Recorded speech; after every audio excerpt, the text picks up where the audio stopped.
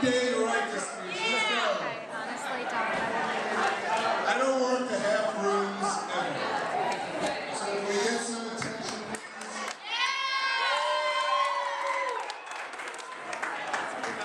Where's Barry Lee? Where's Barry? Helene? Where's Barry Sachs, mentor and old leader? There he comes. Here's Barry. Okay.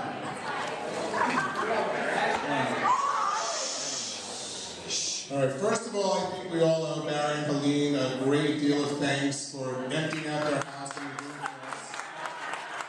There's a lot of great memories, a lot of people in this home.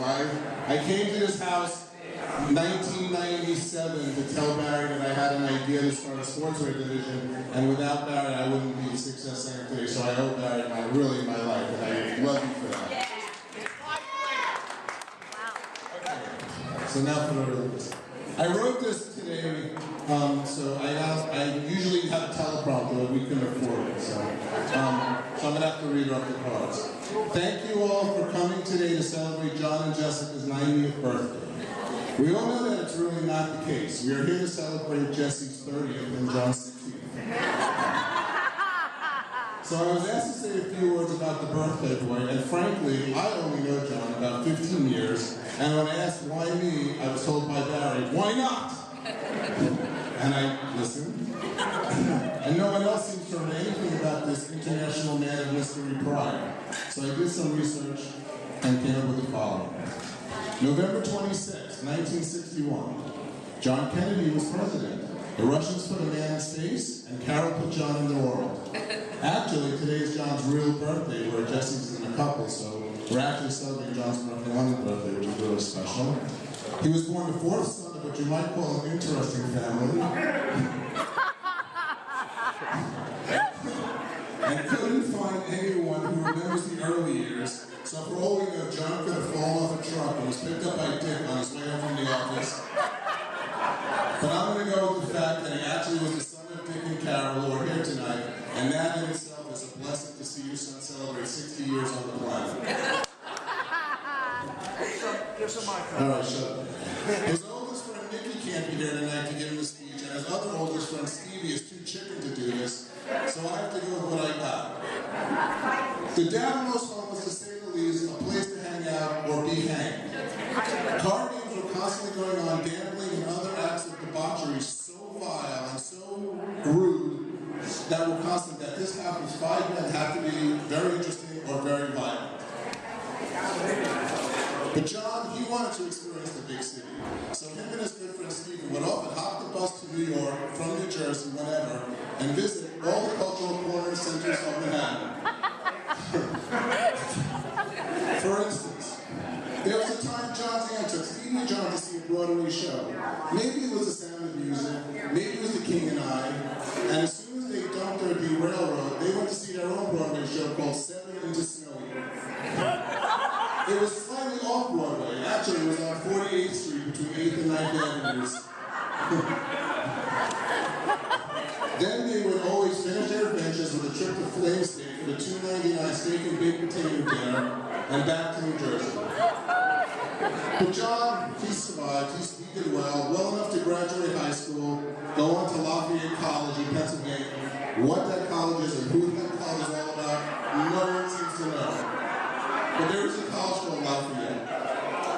There was a celebratory cruise that John, Stevie, and Nicky went on after high school, where on the first night, they pulled all their money in a so-called horse race, where you buy this wooden horse on the first night, you dress it up, you give the horse a name, and then on the last night, they have this big horse race down the boat, depending on the rolls of the dice. Well, everybody else bought their horse, dressed it up, gave it a name. John painted, well, everybody dressed their horse, painted the horse, and John's horse was called Snow King. And supposedly, when they lived the room for 8 days enjoying Snow King so much, they didn't paint or dress the horse. And the horse lost. John then moved to California to become a professional blackjack player, which lasted only a few weeks when he lost his money, in which case he then begged his friend Stevie to fly to Vegas. we all know Stevie was a pilot. Shut up in the back. I hear people talking. You don't shut up, I get violent. Really, you better shut up.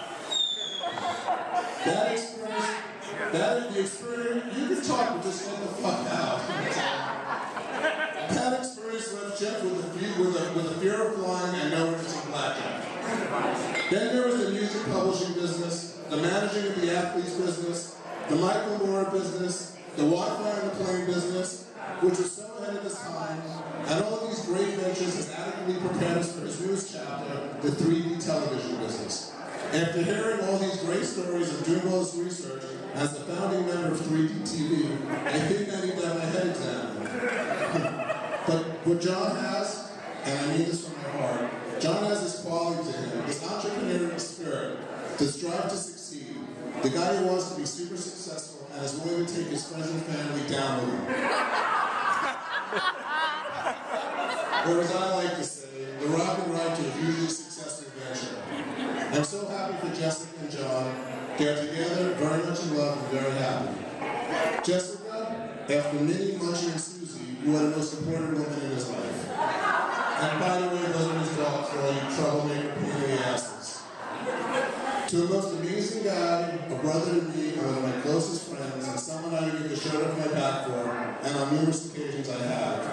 I salute you on your 50th, wish you 50 more, and may you never need this, but here's an early 75th, just in case. There you go.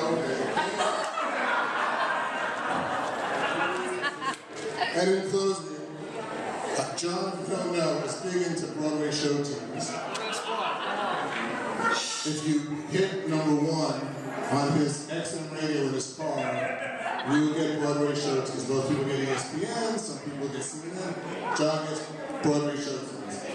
So I did this in 1974 camcorder version of The Sound of Music. I was Hans, a 17-year-old boy who hit on, what was her name? The old Greta, I think. Greta was a little kid, I wasn't a pedophile. But anyway, I wrote this tune for John. I don't sing very well, but let me try. Back pains and no brains and John's hair is thin. Fractures and dentures and no head is given. Pacemaker's golf cart and where's my golf swing? These are a few of my favorite things. Maylocks and nose drops, the Jets ain't no winning. Walkers and handrails, the Jets ain't no winning. Jets ain't gonna make the playoffs again. All he keeps asking is when, Rexy, when your prick leaks and your bones creak, when Joe Namath's dead, I try to remember my favorite things, and then I don't feel so bad. John, happy birthday.